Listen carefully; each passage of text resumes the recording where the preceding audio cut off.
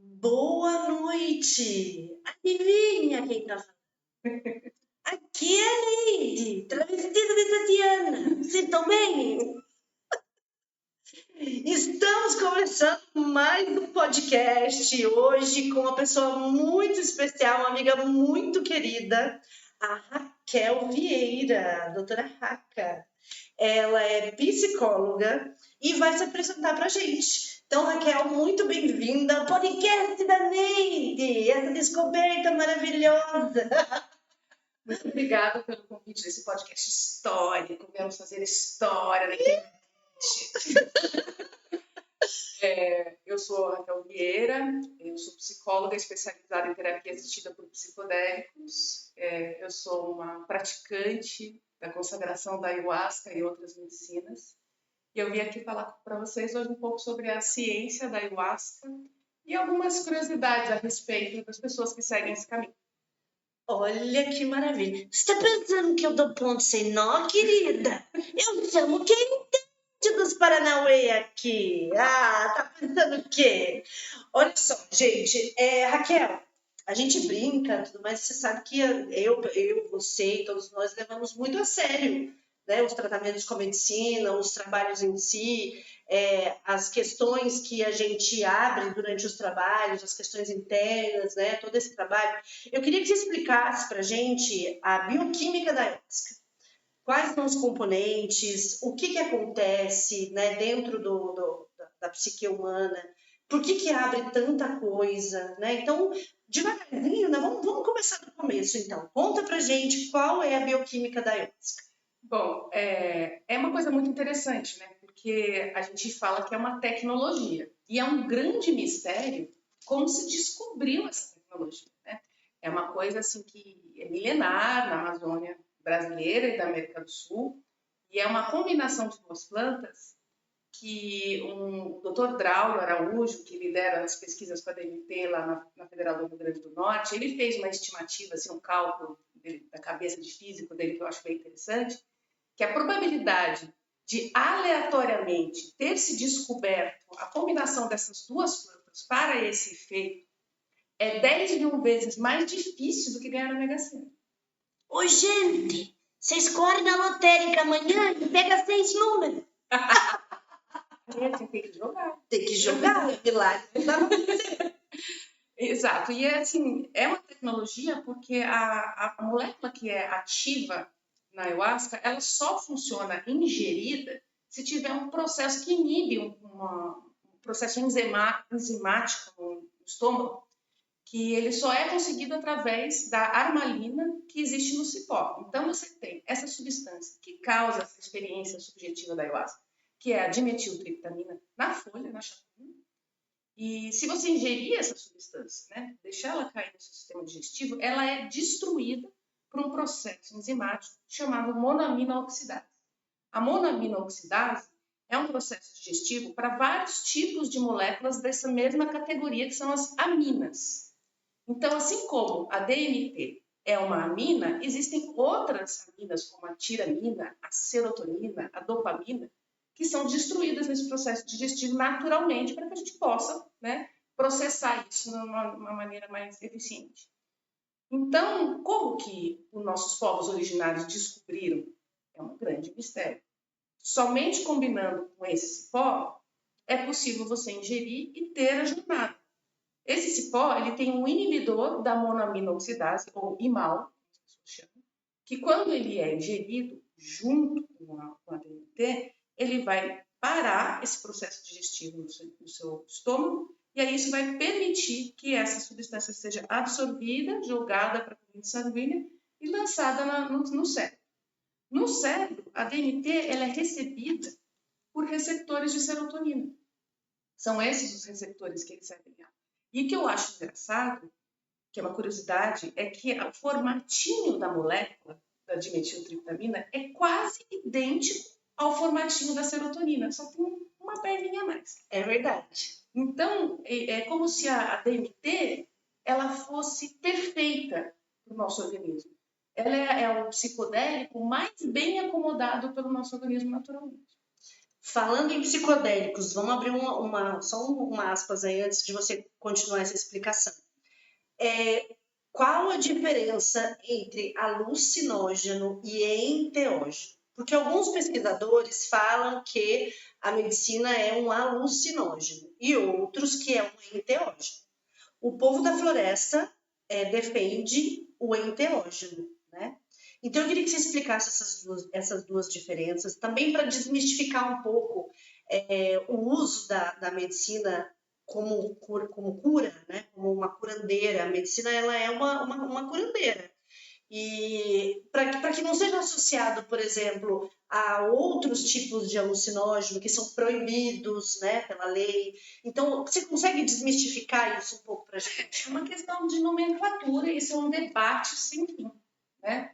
Porque quando a nomenclatura do alucinógeno é uma coisa muito antiga, né? Quando a gente vai falar em alucinação, a gente vai falar de uma imagem que é percebida externamente, alheia a si mesmo e percebida como real, né? A imagem não está ali, aquela percepção visual não está ali, ou aquela auditiva também, né? Não existe, porém a pessoa percebe aquilo como real.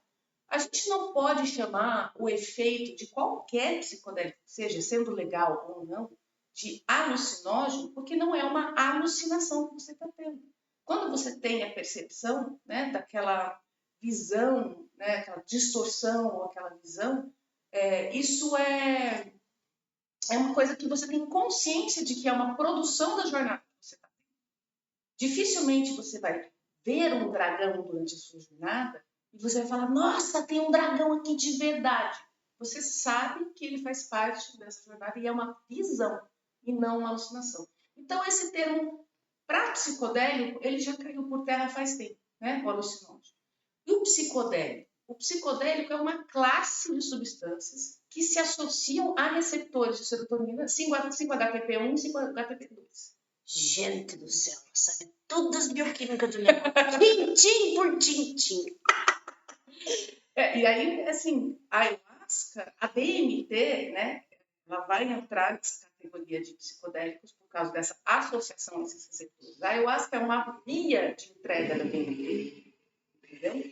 Então, a gente pode dizer que a DMT que está na ayahuasca é um psicodélico, assim como o LSD é um psicodélico, assim como a ibogaína é um psicodélico, e por aí vai. Tem, assim, um grupo de... Para quem não sabe, a ibogaína é a raiz de uma batata africana, né? Usada também para curas.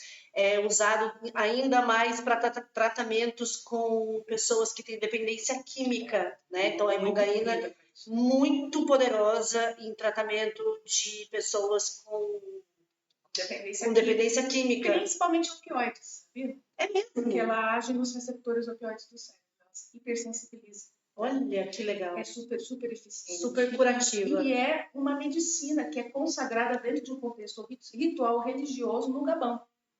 E aí isso foi sendo disseminado como um tratamento da dependência a princípio na Europa e depois foi vindo para cá. É uma substância legalizada aqui no Brasil para tratamento. Olha só. Tá, a gente falou então entre enteógeno e alucinógeno, agora vamos voltar lá para a sua explicação. Mas eu não falei do enteógeno. O enteógeno, o mais importante, o que mais defende é o enteógeno. Bora lá. O enteógeno é uma nomenclatura que vem de uma prática espiritual do uso de substâncias psicodélicas, né? Ele tem a ver com um encontro ou um encontro com a sua espiritualidade ou com o seu Deus interno, né? Então, ele não é uma nomenclatura científica. Você dificilmente vai ver dentro de discussões, né, entre cientistas psicodélicos o uso da palavra enteógeno. Mas dentro dos discussões mais espiritualistas ou mais sociológicas, mais antropológicas, você ainda tem o uso do enteógeno. Mas essas substâncias, elas já receberam muitos nomes, né? Hoje em dia tem uma que eu gosto muito, que é o ecodélico. O ecodélico, ele não está falando só da psique. Ele está falando de todos os reinos da noosfera. Então, quando você consagra uma planta sagrada, você abre um campo de comunicação com todos os reinos, com as pedras, com as plantas, com os animais. Ele é ecodélico. Que lindo! É a verdade. De ecologia. E amei. Eu adorei. É o Richard Doyle que inventou esse termo no livro chamado Darwin's Pharmacy. Maravilhoso. Tá vendo, gente? Darwin's Pharmacy, a farmácia de Darwin, que é o cara lá de trás, vocês já sabem, né? Que trouxe todo aquele estudo animalesco para nós. Muito legal, muito bom. Eu acho que é muito esclarecedor a gente falar sobre os termos, né? Falar sobre as estruturas, sobre a bioquímica, para que as pessoas possam desmistificar o uso da medicina para curar. Agora, vamos colocar, então, a parte onde a medicina vai trabalhar pessoas com depressão, com dependência química, que a gente já falou, né? E como que o nosso organismo reage a essas interações, né, com a medicina. É engraçado porque, assim, existe esse boom hoje em dia da ayahuasca e dos outros psicodélicos como tratamento para a saúde mental. Eu tenho as minhas considerações a respeito disso. Eu acho que você vai gostar de saber. Mas, assim, eles são tratamentos eficientes e existe uma grande exploração em cima disso, que é muito negativo também. E não tem como te explicar exatamente o que acontece que faz com que as pessoas tenham remissão de sintomas. Nem os próprios cientistas sabem. O que eles sabem é que quando você vai lá e ministra ayahuasca para uma pessoa que está em depressão, tentativa de suicídio, em situações de trauma muito grande ou dependência de químico de álcool, em geral acontece uma diminuição, por exemplo, de substâncias viciantes, ou a pessoa entra numa remissão do quadro depressivo. Então, assim, conhece-se os efeitos, não se sabe exatamente por quê. E existe uma questão se é química ou se é subjetiva. É experiência ou é o efeito no cérebro? Entendeu? E essas perguntas são coisas que me intrigam muito também. E ainda não temos a resposta oficial, né? Não temos. A gente está sempre, assim, nos experimentos, dentro da ciência aqui, a gente tem uma série de escalas, que são questionários, que você, quando está dentro do ambiente experimental, dentro das universidades, inclusive eu vou contar o estudo que a gente teve com a ayahuasca, que foi incrível, a pessoa vai, ela não consagra a ayahuasca, porque não faz o ritual.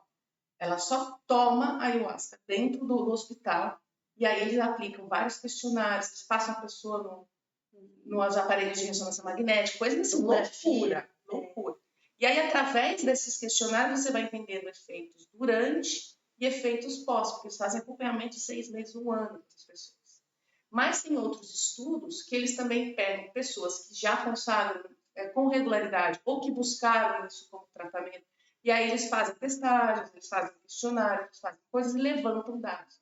Então, de tantas pessoas que tomaram ayahuasca desse período a esse período, com esse diagnóstico recebido, tomando tais medicações, observaram redução ou remissão dos seus sintomas que não voltaram por 1 ano, coisas desse tipo. Tá vendo, gente? Isso é importante trazer, porque tem muitas pessoas que dentro do seu sistema de crenças são mais céticas e precisam de números, precisam de estudos, precisam saber que a medicina está dentro das universidades, que tem pessoas que estão estudando porque querem trazer respostas, né? Porque querem trazer a confiabilidade. Porque assim, ó, eu acredito na medicina, a Raquel acredita na medicina, mas eu não posso fazer você que está aí assistindo acreditar na medicina se você nunca experienciou. E aí, para você tomar a decisão de experienciar, você muitas vezes vai precisar de quê? De dados. O que a faculdade tal falou? O que o cientista tal disse? Porque senão você não vai acreditar só na minha palavra ou só na palavra da Raquel. Você vai precisar de fundamento. Então, já existem esses estudos também. Agora, vocês não sabem, a maioria das pessoas não sabe, mas não é que já existem. Existem estudos muito contundentes. O Brasil é o 3º maior pesquisador de psicodélicos do mundo. E só não é o primeiro porque a gente não tem dinheiro. Oh, yeah. E isso acontece justamente porque a tradição da ayahuasca está aqui. Então, a origem é nas Américas. É nas Américas. A gente tem muito acesso, é uma coisa que está assim, embrenhada na cultura já. Então, assim, fazer estudos com ayahuasca é uma coisa que para a gente é muito viável. Então, assim, por exemplo, no Peru, que tem muita tradição ayahuasqueira, não tem tanta tradição científica, mas a gente tem. Então, a gente tem uma produção de artigos científicos sobre ayahuasca, sobre bogaína, sobre cetamina, sobre LSD, assim, contundente. Nós somos os maiores pesquisadores do mundo de ayahuasca. E, assim, é um mercado, em termos de investimento, de pesquisa e de financiamento para viabilizar isso para as pessoas gigantescos. A gente chama de renascença psicodélica, porque as pessoas estão novamente, desde lá de 2013, 2014, trazendo a tradição da ciência, que a ciência psicodélica é tradicionalmente ciência. Não era droga de rolê, de balada, de rave. A droga, que virou droga de rua, era uma droga de pesquisa para tratamento. É bom contar essas histórias também, porque eu já sei dessa história, mas às vezes você está aí dentro também dos seus conhecimentos e daquilo que você tem de informação e não sabe. Conta pra gente um pouquinho então a história do LSD. A Raquel já me contou essa história uma vez e eu falei o LSD ele inaugura a ciência psicodélica ali, né, nos anos 40, 50. Por quê? O que rolou lá? O cara foi um químico que tinha uma substância lá na prateleira que ele nem sabia direito o que era, trabalhava, né, químico suíço, Hoffman, alemão. Hoffman, acho que é alemão. Eu estou confundindo com o Jung. O Jung é outra parada. E aí ele acha uma substância lá que ele resolve abrir para ver o que é e dar uma testada, e só de encostar na ponta do dedo dele, ele sentiu um efeito forte. E aí era uma sintetização a partir do ergot, que é um fungo do trigo. E aí ele resolveu testar aquilo, ingerir, fazer uns auto-experimentos. Coragem. O cara super careta. Ele foi testar por quê? Porque ele sentiu um efeito de sentir na pele e falou, cara, quero ver o que acontece. E ele tomou uma dose que é, assim, 100 vezes maior do que uma dose que uma pessoa toma hoje em dia para ir numa rave. Minha Nossa Senhora! E aí ele teve uma experiência que é muito intensa, que ele saiu do laboratório passando mal com o assistente dele e andou de bicicleta para a casa dele. E foi aquela experiência psicodélica aguda, super perturbadora, que é chamado Dia da Bicicleta, dia 19 de abril, Dia da Bicicleta. Que é o dia que ele fez esse experimento e saiu lá e descobriu o psicodélico. E aí ele começou a apresentar isso para as pessoas como uma maneira dos médicos conseguirem experimentar o que é uma psicose e poder tratar esses pacientes psicóticos com efetividade por conhecer a experiência. Então, antigamente era chamado de psicotomimético, ou seja, ele era um simulador da psicose. Só que daí o pessoal foi, em vez de usar só em si mesmo para sentir os efeitos da psicose, que não tem nada a ver, mas na época eles achavam que tinha, eles começaram a dar para pacientes com vários tipos de transtorno, principalmente de trauma. E aí eles foram descobrindo tudo no meio acadêmico. Tudo isso era no meio acadêmico, começou a surgir terapias, terapeutas, psicólogos trabalhando com isso. E aí veio o Nixon, né, com a guerra às drogas, o proibicionismo, e proibiu todo mundo de fazer pesquisa desse tipo. E aí foi quando o negócio virou uma droga de rua. Mas agora, depois de 40 anos, 45 anos, eles puderam começar a pesquisar novamente. E a ayahuasca é a grande estrela, principalmente por ter uma efetividade já muito comprovada para a depressão, para a dependência, para quadros que são muito cronificados. E a gente está avançando muito no Brasil.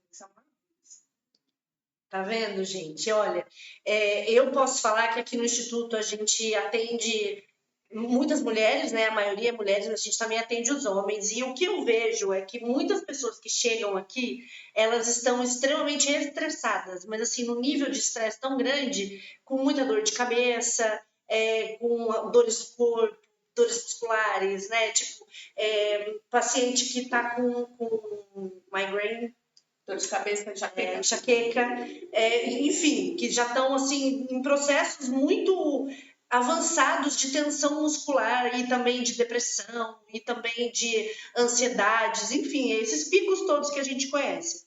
E eles vêm para tomar medicina, para fazer uma consagração e eles saem daqui assim extremamente relaxados. Então, a musculatura solta, né? Tem gente que chega com dor no ombro, dor nas costas, né? E aí a pessoa sai, parece que ela está flutuando, sai leve, né? Consegue dar esse relaxamento no corpo. Isso é explicado cientificamente também, esse relaxamento? Quando você tem uma sobrecarga nos receptores de serotonina, o efeito primário, ele é o relaxamento. Então, assim, é como quando a gente vai namorar e a gente tem um orgasmo e a gente sente um grande relaxamento depois. O princípio é um pouco parecido. Só que, assim, eu acho que a questão não é um efeito químico.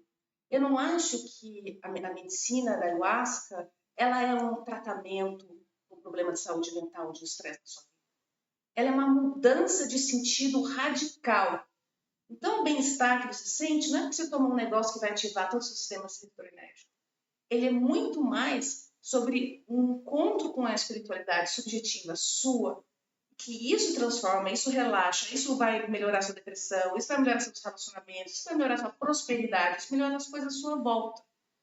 Que não tem a ver com tratamento de doença. Eu não tenho gostado muito dessa história de que, psicodélico, ayahuasca para tratar a depressão. Por quê? Porque a sua depressão não é química, a sua depressão é falta de sentido, a sua depressão é capitalismo. Então, quando você está doente, você não tem um sentido. A ayahuasca vem e ela te mostra tudo que é possível para você.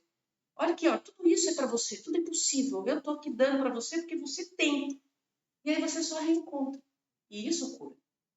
Ai, é o que eu até arrepiei, porque é o que eu acho também. A gente fala desses pontos de depressão, de ansiedade, né, de muito estresse, porque é o que 95% da população hoje em dia está vivendo, né? Então tá todo mundo nesse capitalismo, sim, correndo a corrida dos ratos, né? E a gente observando isso acontecendo na nossa frente. Então, quando a gente senta aqui para fazer um podcast, ou quando a gente senta aqui para uma cerimônia, ou para fazer uma roda de rapé, ou para receber um reiki, a gente está abrindo os portais pouco a pouco.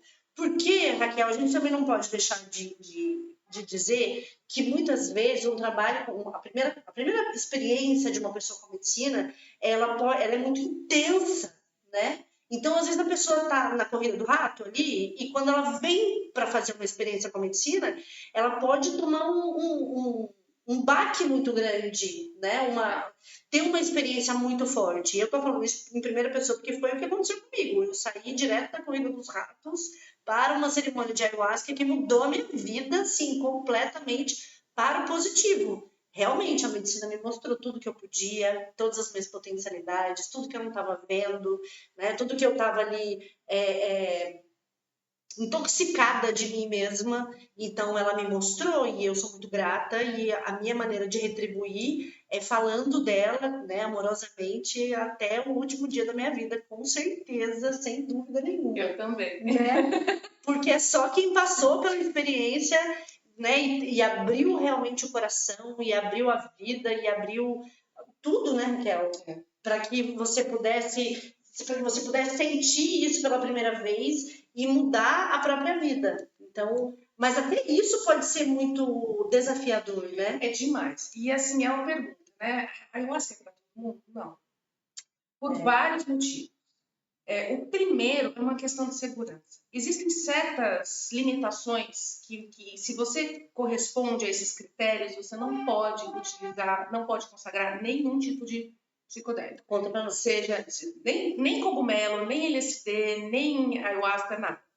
Se você tem um histórico pessoal de surto psicótico ou psicose, né? Onde você passou por um período onde você não conseguia mais perceber o que era real e o que não era, passou por uma internação hospitalar, teve que tomar um remédio antipsicótico, e tem um histórico ali, diagnóstico de esquizofrenia ou transtorno bipolar do tipo 1, que eu apresento às vezes quadros maníacos com psicose, você não pode tomar nenhum tipo de psicodélico.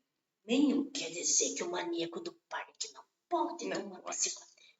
Não pode. É perigoso, é sério. A gente tá fazendo piada. Mas olha, eu vou falar que assim, não é uma incidência super alta, tá? Não é uma coisa assim que acontece com muita frequência. Mas quando acontece, é muito triste, muito difícil e é muitas vezes irreversível, tá? Então a pessoa fica psicótica.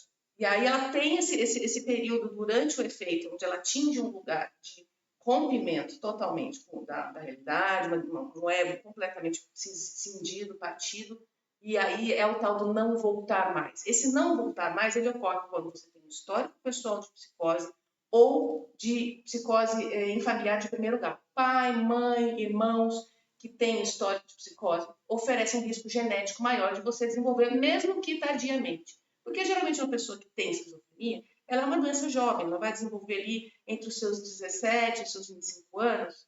Só que, mesmo que você não tenha desenvolvido ao longo da vida, pode acontecer de ocorrer isso durante o efeito da ayahuasca. Por quê? Porque O efeito da ayahuasca, ele vai criar um excesso de dopamina e de serotonina no cérebro, e isso pode, para a pessoa que tem uma tendência a psicotizar, romper com a realidade, por causa dessa enxurrada de dopamina. Então, não é seguro para quem tem isso, entendeu? Não pode. Se eu fosse uma dirigente do Instituto de Ayahuasca, e a pessoa preenche minha anamnese e fala, porque eu já passei por uma internação, porque eu tomo um antipsicótico tal. Eu particularmente, não Aqui me também arriscaria, né? E tem uma coisa que é interessante também, para além dos riscos, né? Tem um outro risco que é perigoso, tá? Pessoas que tomam certos tipos de antidepressivo, elas precisam fazer uma interrupção. Eu ia perguntar agora da crise serotoninérgica. Que também não é uma coisa super comum, tá? Não é uma coisa que ocorre, mas como é um risco que ocasiona morte, pode ocasionar morte, então a gente tem extra cuidado, principalmente para quem toma fluoxetina. Fluoxetina, ele oferece um risco em especial de causar uma síndrome serotoninérgica, que é basicamente uma overdose de serotonina no cérebro, que pode levar à morte. Então, assim, a pessoa quando vai consagrar e ela toma antidepressivo, ela tem que fazer uma interrupção de até 2 dias antes. Eu peço 3 dias aqui. E falar com o médico, viu? Tem que falar com o médico. Você vai fazer, olha, doutor, vou fazer um trabalhinho de ayahuasca, vou ter que parar de tomar ritual. Vou precisar parar de tomar o remédio por 3 dias. Se o médico deixar, ok. Se o médico não deixar, vamos esperar uma próxima oportunidade. É muito importante que o acompanhamento médico seja feito. Vai ter médico que não vai ser a favor disso. Eu ia chegar nessa parte também. Vai ter médico que não tem informação suficiente, tem muito preconceito. Eu já recebi muito paciente no meu consultório que vem fazer terapia comigo, porque eu sou especializada nisso. E quando eles conversaram com outros terapeutas, os terapeutas falaram assim, caraca, porque isso aí é perigoso, porque não conhece. E isso é perigoso viver, é perigoso se acordar às 6 horas da manhã para pegar o trem, metrô, o ônibus e tudo mais, e ir trabalhar, pode ser assaltado. Isso aí é perigoso.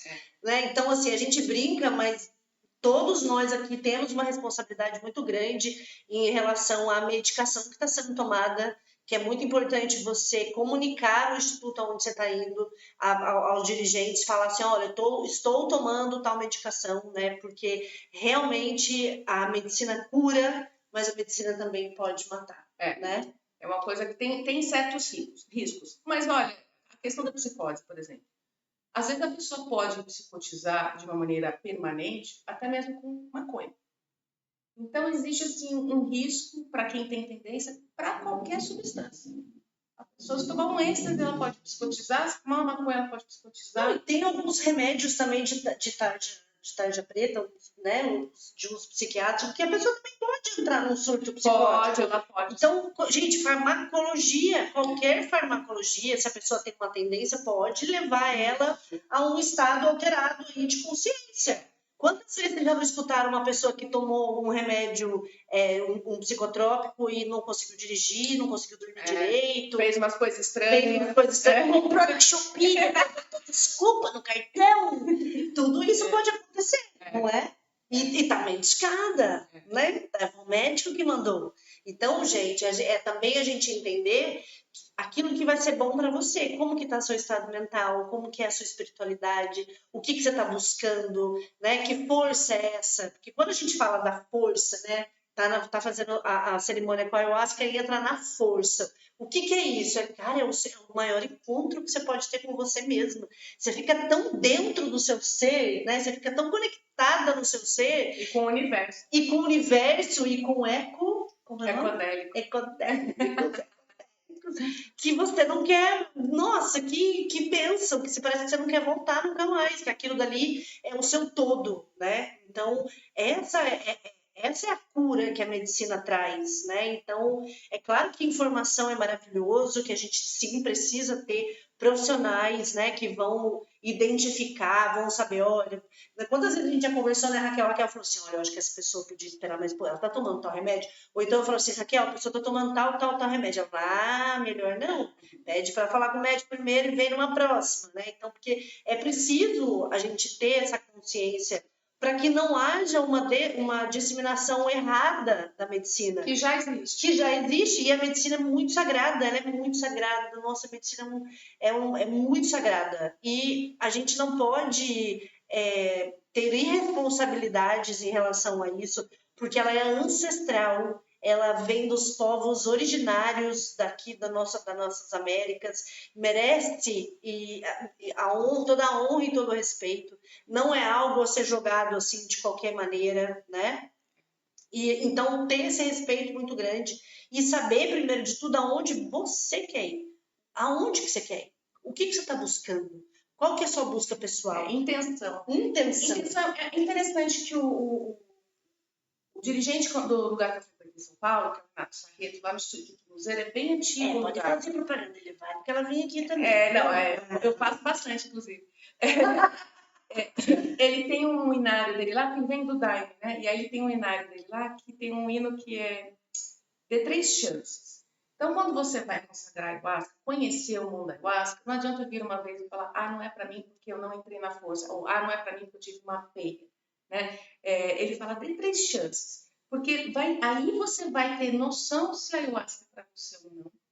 Porque é isso, aquela pergunta, a ayahuasca é para todo mundo? Não. E não só porque oferece risco ou não oferece risco, porque às vezes a experiência não te pega, não te conquista, não é o teu chamado. E isso também tem que ser respeitado, valorizado.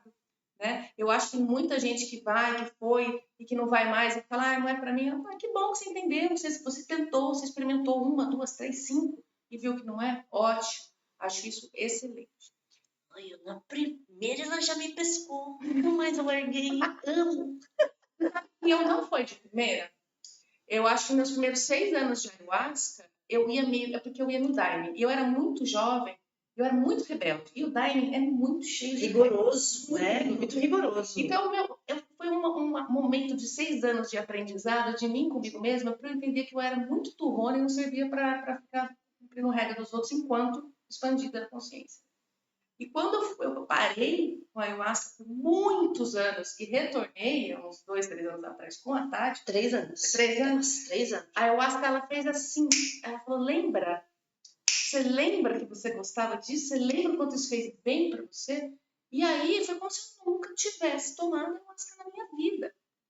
Então valeu muito a pena eu ter abandonado essa história lá no passado e retomado com maturidade depois, porque agora são só presentes. Agora tem condição de ter essa relação. Então, ayahuasca é para todo mundo? Não. Mas eu torço muito para que quando vocês experimentem a ayahuasca seja para você.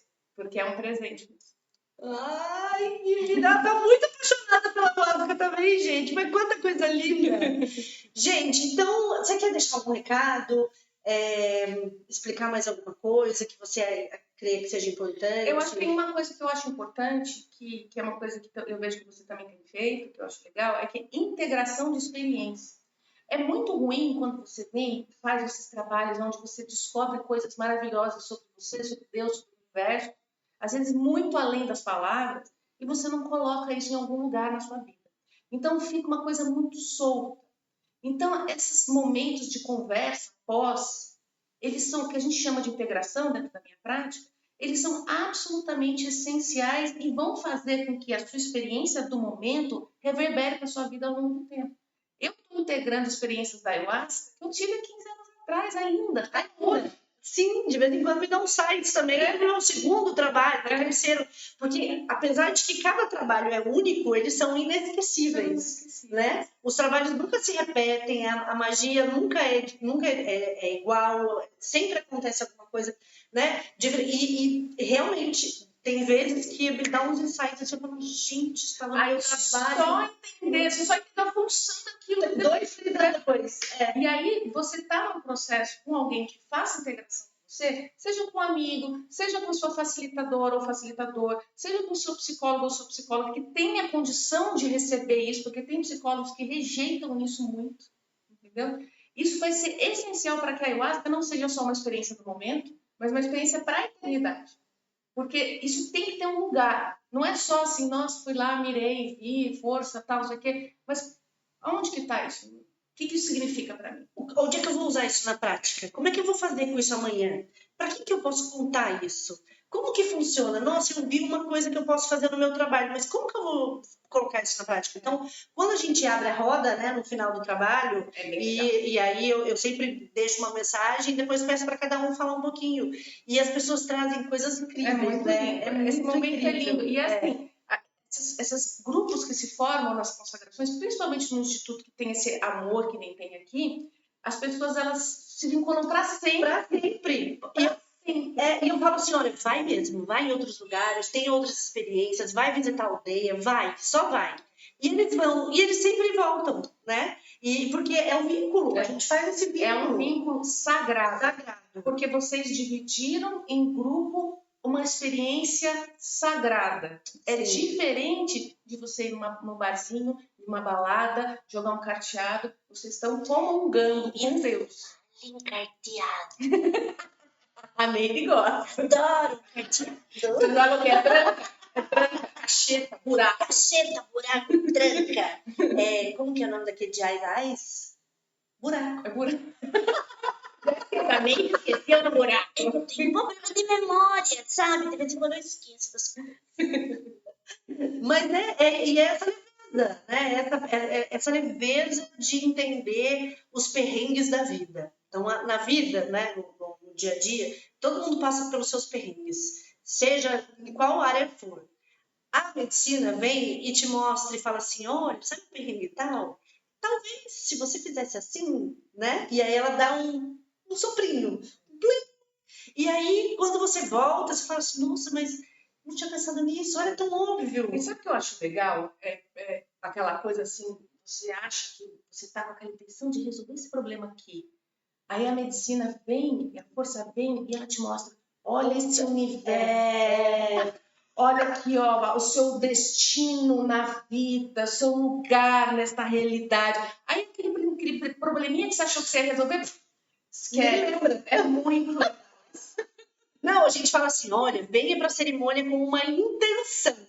Intenção não é pedido, não é resolução de problema, é uma intenção do seu coração. Porque realmente, quando a gente entra no trabalho, aquele problema que você estava tão apavorado para resolver, ele se dissipa na imensidão de possibilidades que a medicina traz, né? É muito legal. E é muito legal quando você aprende a intencionar. Isso é uma coisa que eu venho aprendendo no meu trabalho. Quando eu consigo delinear com o paciente exatamente o que ele vai intencionar, que não é picuinha, que não é uma coisa pequena, que não é uma besteirinha, é fazer às vezes a intenção eu quero conseguir receber a força. Eu quero que a força esteja, ensine o que ela quiser ensinar para mim. Isso é uma intenção excelente, porque daí você não está controlando, você está pedindo para ser revelado alguma coisa, né?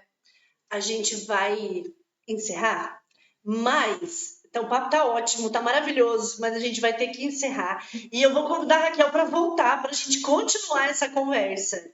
Então, pessoal, assiste, coloca um joinha, aperta o sininho, viu? Que a Neide tá aqui, trazendo só gente legal para você. Você aproveita, querida. Assiste até o final e encaminha para sua amiga, para o seu amigo, que tá na dúvida se vai fazer trabalho ou não.